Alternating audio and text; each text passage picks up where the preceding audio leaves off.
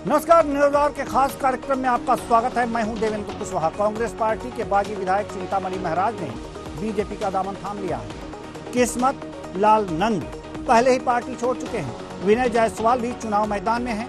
इस तरह कुल दर्जन भर विधायक और पार्टी नेता कांग्रेस पार्टी के लिए सिरदर्द बन सकते हैं। यह समय रहते पार्टी उन्हें मनाने में कामयाब नहीं होती। एक रिपोर्ट देखिए, फिर चर्चा भी करेंगे। बागियों की बगावत, कांग्रेस का सरदर्द। चिंतामणि ने बढ़ाई कांग्रेस की चिंता, छोड़ा कांग्रेस का हाथ।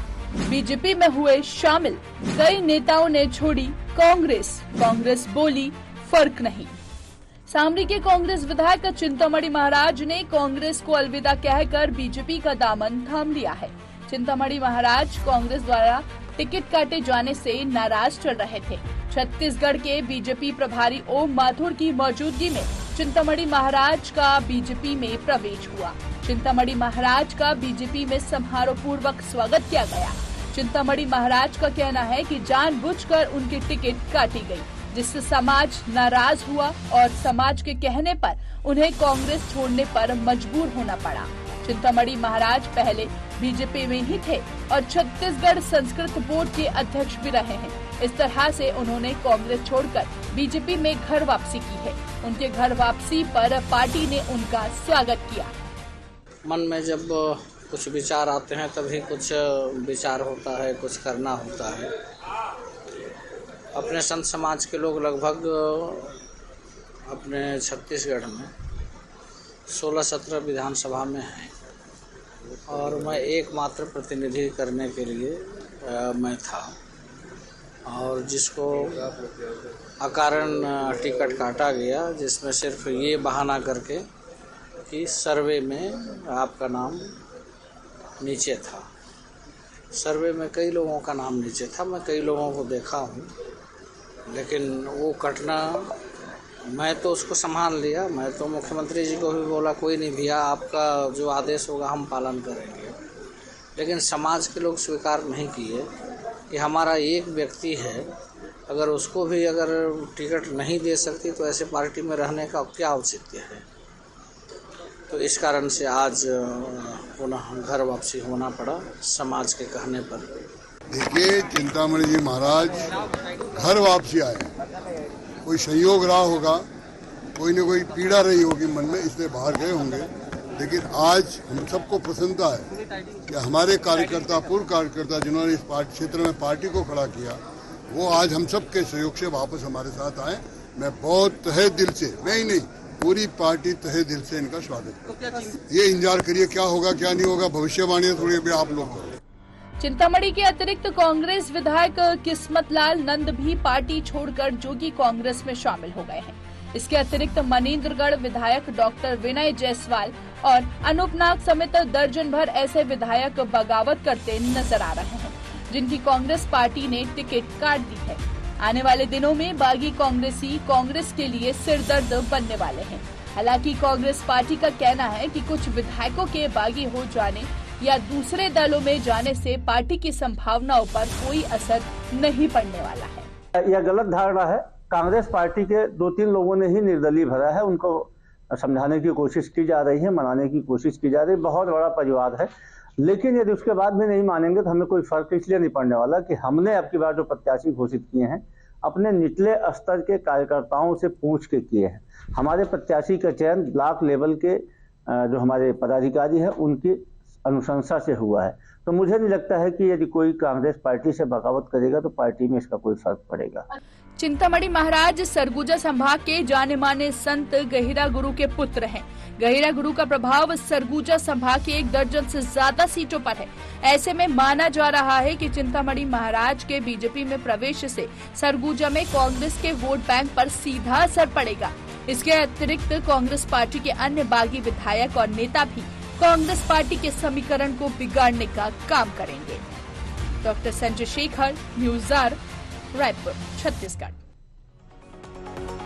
तो टिकट कटने की वजह से छत्तीसगढ़ में चिंतामणि महाराज भी बागी हो गए हैं और उन्होंने घर वापसी कर ली है। इसे सरगुजा क्षेत्र की दर्जनों सीटों पर प्रभाव पड़ सकता है, कांग्रेस को नुकसान उठाना पड़ सकता है। ऐसे तमाम नेता हैं जिनका टिकट कटने की वजह से, तमाम विधायक हैं जिनका टिकट कटने की वजह से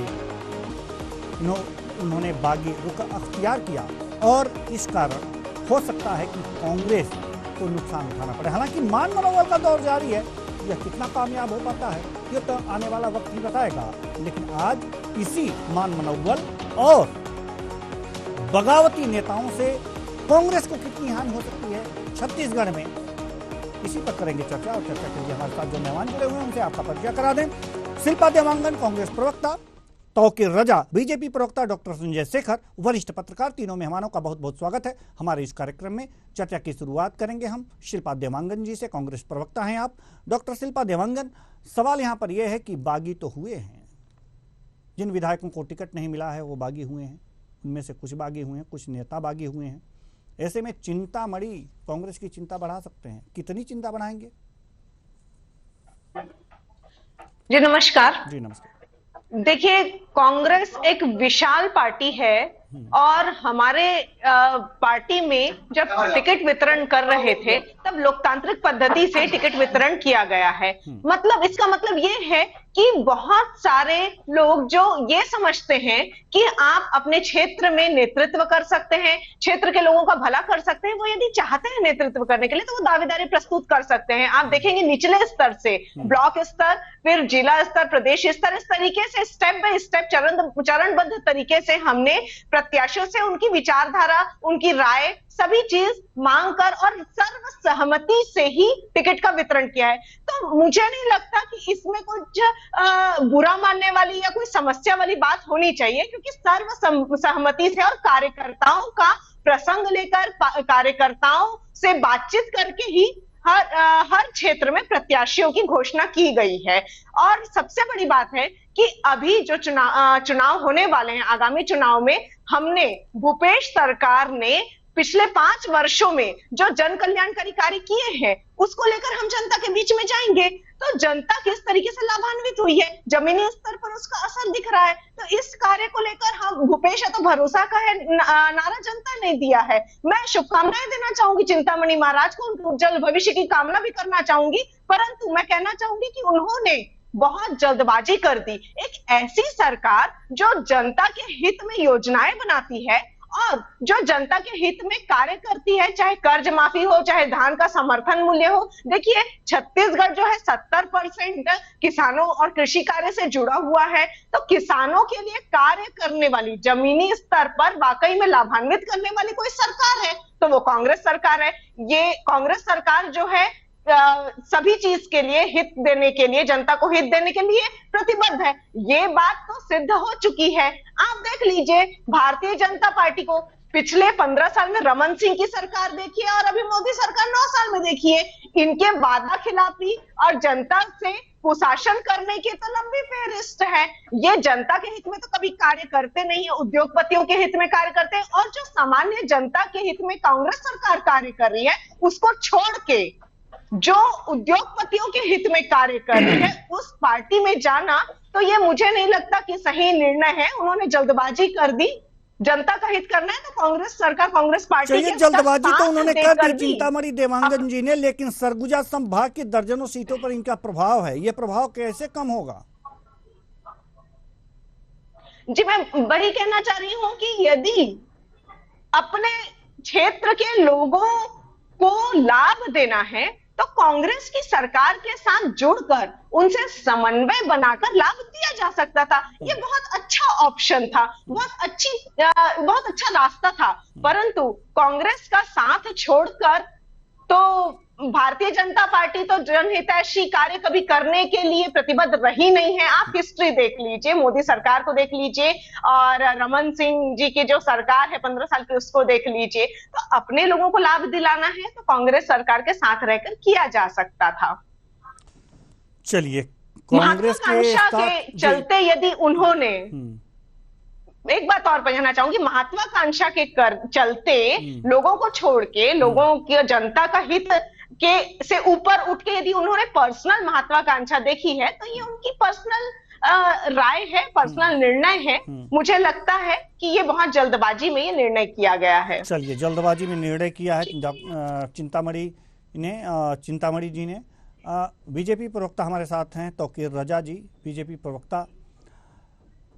कांग्रेस का कहना है कि इतना काम कर चुकी है कांग्रेस की सरकार किसानों के लिए, वहाँ की जनता के लिए, छत्तीसगढ़ की जनता के लिए, महिलाओं के लिए इतना काम कर चुकी है कि अब ये फर्क नहीं पड़ता कि कौन रह रहा है कौन जा रहा है। क्या कहते हैं आप? तौकीर रजा जी आपके साथ आए हैं, कोई फर्क नहीं पड़ेगा उनको, उनकी घर वापसी आपने करा तो ली है, लेकिन कांग्रेस के अनुसार कोई फर्क पड़ने वाला नहीं है।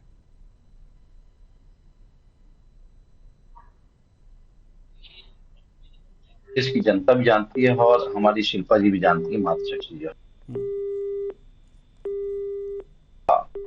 उसी दिन हो चुका था जब इन्होंने जितनी घोषणाएं करी, आज तक उसको पूर्ण नहीं करी। ये जनता के हित की बात करते, कौन सी जनता की बात कर रहे हैं? कौन से जनता के हित की बात करते? लोकतंत्र की बात करते हैं। देखिए, ए ह्यूम की 1982 अंग्रेज ह्यूम जो है उनके द्वारा बनाई कांग्रेस पार्टी में आज उनकी रीति नीति को ही एक्सेप्ट करके कार्य किया जा रहा है। फूट डालो शासन करो जिनका नारा रहा, और वही उसी को एक्सेप्ट करके आज क्या कर रहे हैं ये दुनिया देख रही है। इन्होंने अगर लोकतंत्र की बात करते हैं तो लोकतंत्र की वो हत्या नहीं थी जब इनके राष्ट्रीय अध्यक्ष केसरी को जी को उठाकर वहां से ऑफिस से सबके सामने चारों लोग उठा के फेंक दिए थे।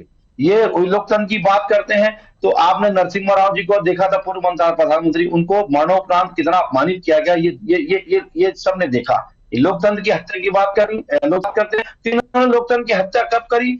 जब इंदिरा गांधी ने 2 साल तक लोकतंत्र की हत्या करी और इमरजेंसी लगा दी। तो लोकतंत्र की बात करना इनको शोभा नहीं था। तो थोड़ा सा देख के बात करें। शोभा तब देगा जब आप लोकतंत्र के काम करें। लोकतंत्र क्या काम करें? आपने महिलाओं की बात करते हैं, महिलाओं का तो सबसे बड़ा धोखा आपने ही किया। महिलाओं से वादा करके शराबबंदी करने के बजाय आपने क्या घर घर पहुंचे थे और नशा शुरू कर दिया। आपने सामाजिक बुराई, सच्चा जो है उसको, सच्चा महादेव को आप संरक्षण देख बैठे हैं। आपने लोकहित जन कल्याण की बात कल्याणकारी की बात करते हैं। एक भी जन कल्याणकारी योजना जनता तक पहुंची क्या? अंतिम व्यक्ति तक पहुंची क्या? नहीं पहुंची। 4 सिलेंडर देने का वादा किया, आज तक नहीं पहुंचा। आपने जो भी वादे, मेरे पास पूरी लिस्ट है आज तक और विधानसभा में पूछी गई लिस्ट है, तो आपने कोई वादा नहीं किया, लेकिन आपने घोटाले किए। डीएमएफ घोटाला तो आप ही के पूर्व अध्यक्ष जो है मोहन मरकाम जी ने उठाया था 60 करोड़ का। क्या वो घोटाले का नहीं पता चला? उनको किनारा लगा दिया गया। आपके ही पंचायत मंत्री ने ये बताया था कि हम जो घोषणा पत्र में वादा किए थे हमने उसे पूरा नहीं कर पाए और प्रधानमंत्री आवाज नहीं बना पा रहे, इसलिए मैं इस्तीफा देता हूं। उन्होंने इस्तीफा दे दिया।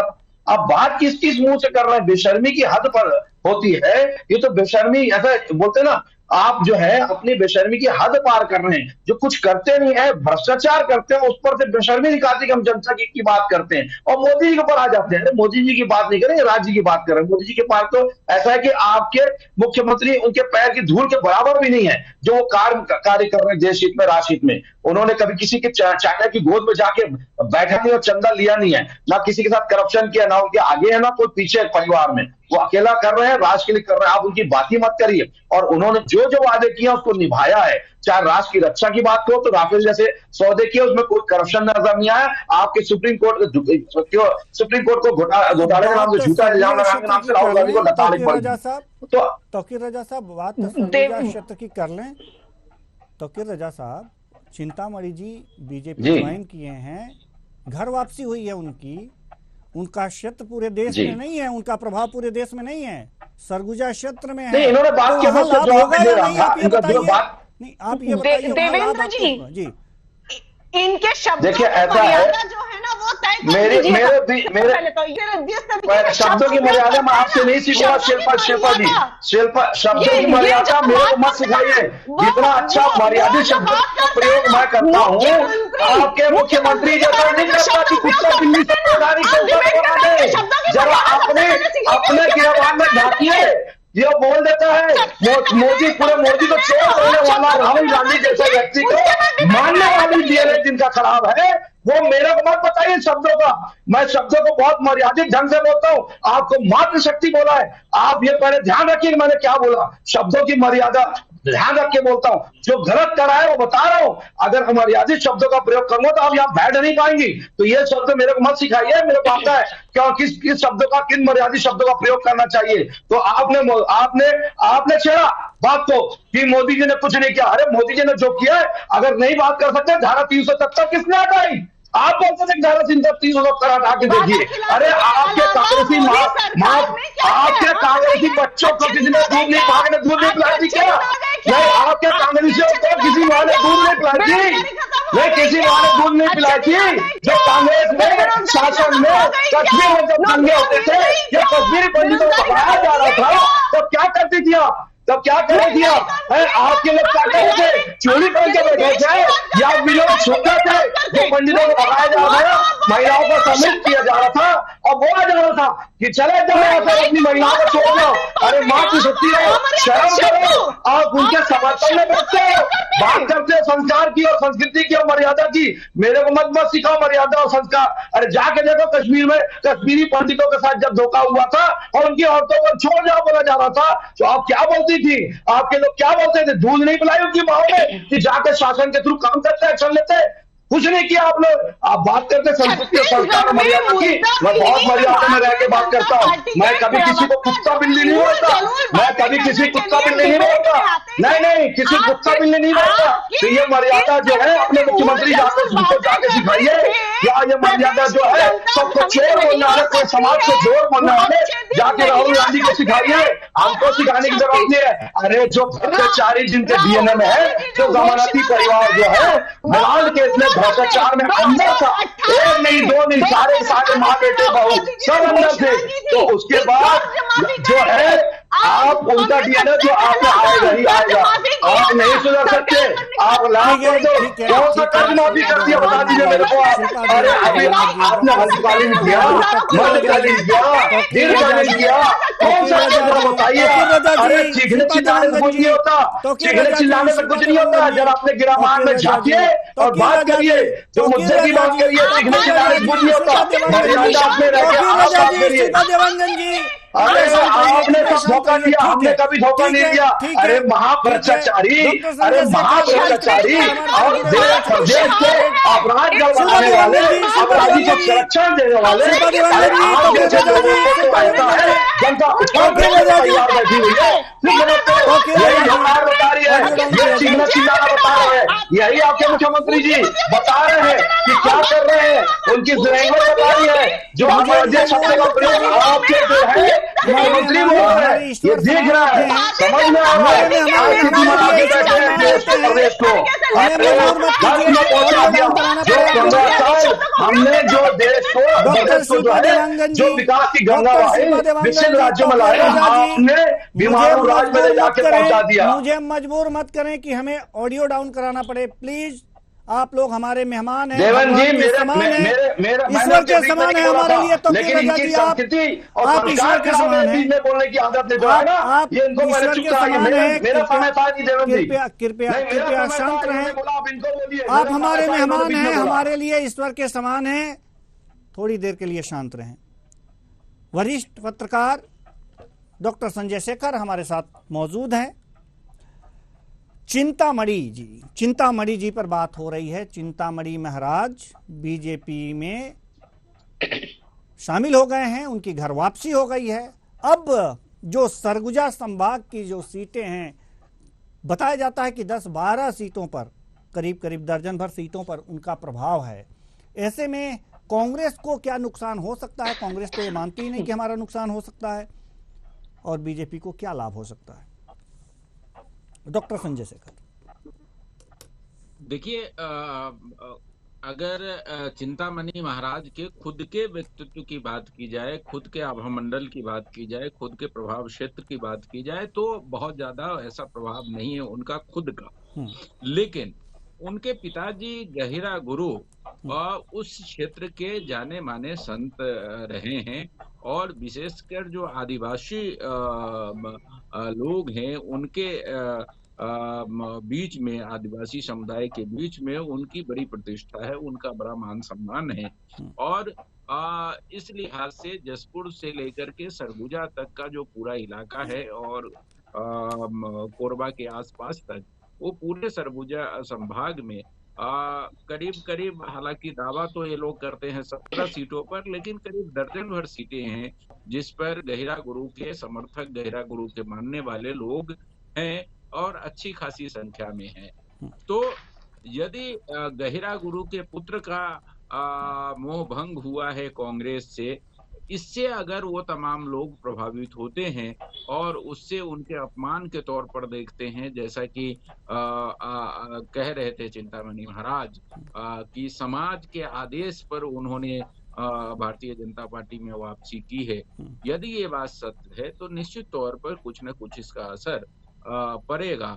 कम से कम जो है 7-8 सीट है, वहां पर कुछ वोट तो इधर उधर होगा, लेकिन बहुत बड़ा आभा मंडल अगर कहा जाए तो इनका बहुत बड़ा अपना आभा मंडल नहीं है।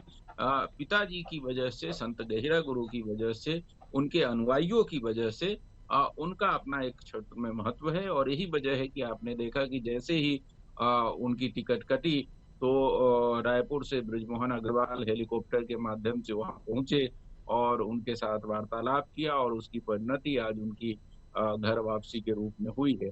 तो निश्चित तौर पर वोट तो कुछ प्रभावित निश्चित तौर पे होगा और देखना ये होगा कि भारतीय जनता पार्टी उसको अपने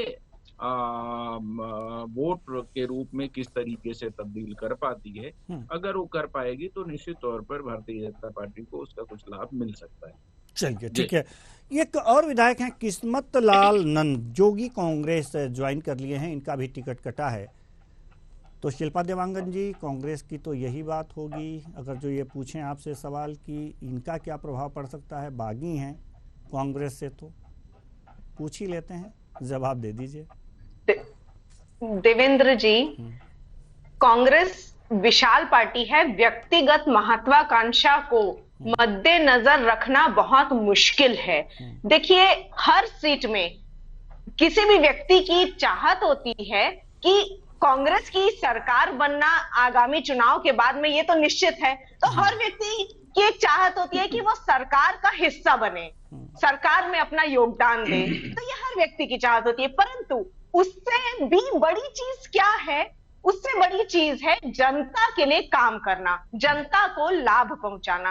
तो व्यक्तिगत महत्वाकांक्षा को साइड करके मुझे लगता है कि जनता के हित के लिए कार्य करना और छत्तीसगढ़ में कांग्रेस की सरकार बनाना ज्यादा इंपॉर्टेंट है, ताकि हम जनता को लाभान्वित कर सके। जो जनता इतने सालों से 15 साल के कुशासन से त्रस्त है, उसे समृद्ध बना सके, किसानों को समृद्ध बना सके। 60 साल के कुशासन से त्रस्त, ये बोलिए, बताइए 2003 के पहले तक जरा वो भी याद कर लीजिए कितना रिपोर्ट के अनुसार मैं बताना चाहूंगी जिंदगी भर। आज तक देवेंद्र जी, एक रिपोर्ट में बताना चाहूंगी, बीबीसी की रिपोर्ट जो है उसमें हर दिन 4 व्यक्ति, 4 किसान जो है, किसानों की मामले दर्ज होता था। एक दिन में 4 आत्महत्या। किसानों की आत्महत्या जो है, आपके विधायक, आपके नेताओं को महत्वाकांक्षा जेल भरने की, भ्रष्टाचार करने की महत्वाकांक्षा है, राज्य को नहीं तो देश को बेचने की महत्वाकांक्षा है। आपके राहुल गांधी को जो बोल देते हैं, जाके बैठ जाते हैं चाइना की गोद में और चंदा लेके बेचने की बात करते हैं, तो ये स्थिति है। तो आपका डीएनए होता है भ्रष्टाचारी, हाँ भ्रष्टाचारी, और ये है जनता की हित की बात रजा जी हम आपके पास आएंगे, तो रजा जी हम आपके पास आएंगे। डॉक्टर शिल्पा देवांगन जी कुछ जरूरी बातें कह रही हैं, जनता की हित की बात रजा जी, डॉक्टर शिल्पा देवांगन जी कुछ कह रही हैं। करे, एक भी योजना जनता के हित में नहीं करी आपने। अरे आपके मुख्यमंत्री ही बोलते हैं कि 36 खरीदी जो है, खरीदी जो है आपके शासनकाल में साथ होती थी, हमारे शासनकाल में साथ होती है, तो फायदा किसका है? फायदा 67 करोड़ समझ में आ रहा है। 36 में से आपने क्या घोषणा करी समझ में आ रहा है, कितने घोषणा पूरा करी वो समझ में आ रहा है जनता को अच्छे से। जनता बात करते हैं तो बाहर से सांसदों को लाके बैठा लेते हैं। कहाँ है सांसद, कहाँ है रंजीता रंजन, कहाँ है बाकी आपके सांसद, जरा बताइए। और नक्सली को बात करते हैं कि हमारे नक्सली हमारे भाई हैं और जेल में सबूत रख के बैठे हैं इनके मुख्यमंत्री जी, आज तक निकालते नहीं है। और जो संदिग्ध व्यक्ति था जो वहां से गाड़ी लेके भागा, चाबी लगा हुआ, जिसको नक्सली ने नहीं देवेंद्र जी, मैं बताना चाहूंगी कि नक्सली घटनाओं में उसको मंत्री बना के बैठा देते हैं। 70% की कमी आई है, ये इनके अमित शाह जी बोल रहे हैं। अमित शाह जी ने सामान्य सभा में कहा है कि और अर्बन नक्सल को नक्सली घटनाओं में कमी आई है पिछले 5 वर्षों में। बेवकूफ नहीं है, आज ऑनलाइन से लेकर सारे नेट बैठे हुए सब जानकारी दे रहे हैं और जनता इस चीज को एक चीज को देख रही है और समझ रही है और आपके दस तंत्र को खा फेंकने के लिए तैयार बैठी है। बिल्कुल फिक्र मत करिए, आप जितनी बात भाषण कर लीजिए, जितनी भी आप बातें कर लीजिए। अमित शाह जी खुद कहते हैं कि नक्सली घटनाओं में 80% की कमी आई है। रहते तो आज ये दुर्भाग्य स्थिति नहीं होती। तभी ये स्थिति है कि घर घबरा कर आपके मुख्यमंत्री को घोषणा पत्र के पहले घोषणा करनी पड़ रही है। जो पिछले बार का जो कर्ज घोषणा पत्र का 95% घोषणा हमने पूरा कर दिया है। जनता को लाभ कर्ज माफी हो, ऋण माफी हो, धान का समर्थन मूल्य है। इन्होंने तो धान का समर्थन मूल्य 2100 रुपए बोला था, कभी नहीं दिया, बोनस कभी नहीं दिया। हमने 2500 बड़ा धोखा, आपने गंगा जल लेकर योजनाओं का आपने जावा बनाने की बात करी थी और 36 योजनाओं को हमने बोला, आपने बोला था कि हम जमीन स्तर पर लाएंगे, जमीन स्तर पर पहुंचाएंगे। क्या हुआ? कोई भी योजना आपने नहीं पहुंचाई, आप ही के बोल दिए। सभी लोग बोलते हैं कि कुछ भी नहीं कार्य हुआ। आके देखिए बस्तर में जो 6 साल 5 साल पहले कार्य हुआ था, रोडों का चमचमाती सड़कें थी, वही आज बनी हुई है। एक भी सड़क नहीं बनी हुई। बिजली की स्थिति वही जो बिजली के बोल रहे थे, जो बिजली कनेक्शन हुआ था, कोई नया कनेक्शन यहाँ पर नहीं। डिबेट में आकर के जुमलेबाजी करने से अब आप लोग की बात नहीं बनेगी। डिबेट में जुमले जनता का कार्य करने से बात बनती है, जुमलेबाजी करने से बात नहीं बनती। आपके राज में अपराधों में 60% की कमी आई है। आप रिपोर्ट एनसीआर की रिपोर्ट देख लीजिए। 2 घंटे तक एक व्यक्ति 100 साल लेकर एक महिला एनसीआरबी की रिपोर्ट में महिलाओं के अपराधों में आपका प्रशासन का 60% की कमी आई है। आप रिपोर्ट उठा के देख लीजिए, रिपोर्ट उठा के देख लीजिए। आप इस बात को, अरे आप देखिए पहले बात को बताते हैं 5 साल, अरे 5 साल बाद 15 साल करेंगे तो आप कहीं नहीं रहेंगे। आपने सिर्फ धोखा दिया जनता को, उसके अलावा कोई कार्य नहीं किया। जनता 5 साल में भूपेश सरकार ने जो काम किए हैं, 15 साल में आप अपने आप को कौन सा महसूस कर रहे हैं, इसलिए मूल जरूरत अनर्गल बातें करने के लिए मजबूर हो गए हैं। स्थिति बना के आप सवाल जवाब कर रहे हैं। कभी जनता के बीच में जाके बोले मुख्यमंत्री जी, खुले हम जाके दिखाए और बात करें। चलिए ठीक है तो फिर मुख्यमंत्री जी भेंट मुलाकात कार्यक्रम। डॉक्टर संजय शेखर हम आपके पास आना चाहेंगे। डॉक्टर साहब, सवाल यहाँ पर यह है कि बीजेपी और कांग्रेस अपनी अपने कार्यों का बखान करेगी और जब तक काउंटिंग नहीं हो जाएगी अपने आप को उस क्षेत्र में अपने आप को विजयी घोषित करेगी। सवाल यहाँ पर यह है कि वास्तव में जो चिंतामणि हैं, किस्मत लाल नंद हैं और भी जो तमाम जो विधायक हैं जिनका टिकट कटा है कांग्रेस से, वो कांग्रेस के लिए सरदर्द साबित हो सकते हैं। युक्ति क्या कांग्रेस लगा रही है? जरूर कोई ना कोई युक्ति लगा रही होगी, मान मनोबल चल रहा होगा। क्या पेंच लड़ा रही है कांग्रेस की इन्हें मना लिया जाए या जो डैमेज हो रहा है इनके जाने से उसे कंट्रोल कर लिया जाए? डॉक्टर संजय शेखर। देखिए कोशिश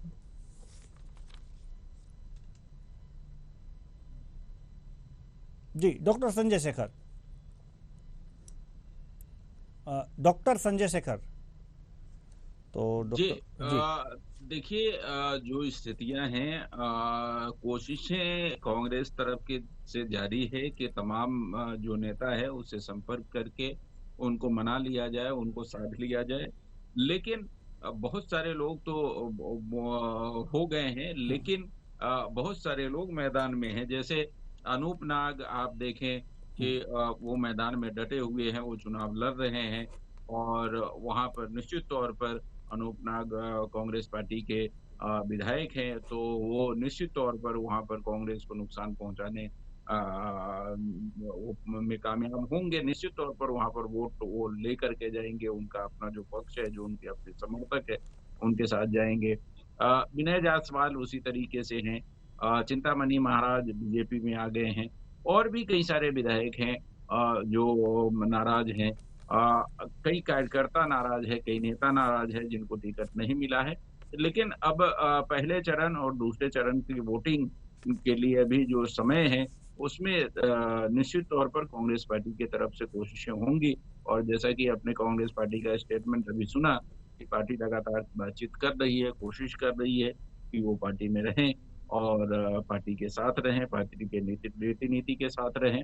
लेकिन जो लोग उसके बावजूद, समझाइश के बावजूद जो लोग पार्टी के हित में काम नहीं करेंगे, पार्टी के दिशा निर्देश के अनुसार काम नहीं करेंगे, उनके खिलाफ पार्टी जो है वो कार्रवाई करेगी, ऐसा कांग्रेस पार्टी का स्टेटमेंट है।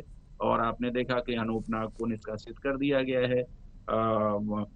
तो ये निष्कासन की कार्रवाई भी चलेगी, दोनों चीजें चलेंगी। लेकिन इस सबके बीच चूंकि कांग्रेस पार्टी में स्ट्रेंथ बहुत ज्यादा था, 71 की संख्या में विधायक होना और उन सबको टिकट देना वो किसी भी पार्टी के लिए संभव नहीं हो पाती है, क्योंकि एंटी इनकम्बेंसी का भी मामला रहता है। कई विधायकों के खिलाफ एंटी इनकम्बेंसी थी, तो पार्टी के लिए मजबूरी थी कि उनकी टिकट काटते, वहां से किसी दूसरे को टिकट देते, और ऐसा ही किया है। चुनाव जीतने के लिए, सरकार बनाने के लिए रणनीतिक रूप से जरूरी था। लेकिन जब ऐसा होता है तो दूसरी तरफ बगावत भी होती है, दूसरी तरफ आक्रोश भी होता है, दूसरी तरफ उसकी खिलाफत भी होती है। तो वही हो रही है, जिसको मैनेज कांग्रेस पार्टी अब कितना कर पाती है देखने वाली बात होगी। अगर बेहतर तरीके से उसको मैनेज कर पाए तो डैमेज तुलनात्मक रूप से कम होगा, नहीं तो निश्चित तौर पे कुछ ना कुछ नुकसान होगा। जी, अब घड़ी की सुइयां इजाजत नहीं देती कि इस चर्चा को और आगे बढ़ाएं। बहुत बहुत धन्यवाद तीनों मेहमानों को, आप आए और अपने अपने विचार साझा किए। तो कुल मिलाकर के देखा जा सकता है कि कांग्रेस में बागी, कांग्रेस के लिए सरदर्द है, मान मनोबल चल रहा है। देखना होगा कि कितना मान जाते हैं। अगर मान गए तो ठीक, वरना डैमेज कंट्रोल के तमाम तरीके हैं, उसे पार्टी अपनाएगी। लेकिन सारी की सारी बातें जनता पर आश्रित है। जनता जो करेगी वो 3 दिसंबर को सामने आएगी। तब तक हमें और आपको इंतजार करना है। फिलहाल इस कार्यक्रम में इतना ही। मुझे दीजिए इजाजत। नमस्कार।